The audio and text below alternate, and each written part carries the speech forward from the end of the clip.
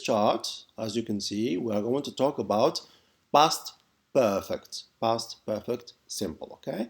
Now, usually when we talk about past perfect, we have two actions in the past, one before another. Okay. So in these pictures here, they symbolize two actions. There was an action before, and then this is the second action.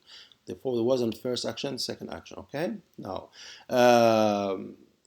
Now here you have first action and here you have second action. Okay, so Anne left and Sam came. Okay, so you have two actions in the past. One happened before the other one. If you look at the watch here, it tells you that this action happened first, and the watch here tells you the second action happened second. Okay, so Anne left and Sam came. So we have two actions happened and finished in the past. If you have something like this, we normally use the past perfect simple for the first action and the simple past for the second action.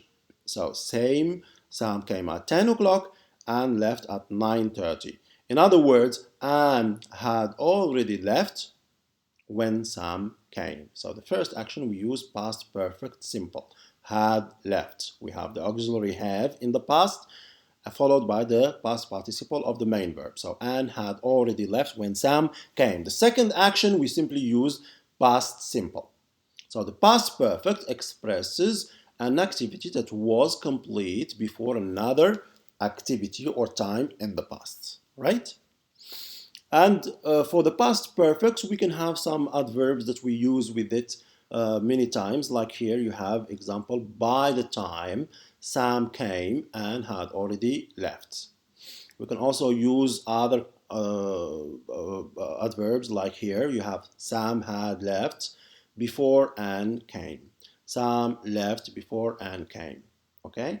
Now, after the guest had left, I went to bed.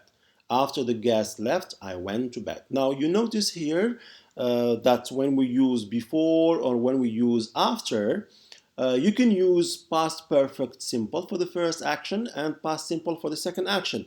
There is also the possibility of using the simple past for the both actions, first and the second. So Sam left before Anne came. Okay.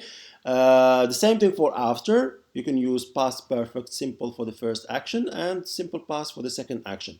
You can also use the simple past for both of them. After the guests left, I went to bed. I went to bed. So the idea here is they want to tell you that if you have before, if you have after, you can use the simple past for both first and second action. Okay, but for me, I would like to advise you not to pay attention to this recommendation here. I want you to use, even if you have before, even if you have after, I want you to use for the first action the present past perfect simple, and for the second action use the simple past, either when you have before or when you have after. Okay, you have to show me that you understand which action is first by using the past perfect simple and which action is second by using simple past.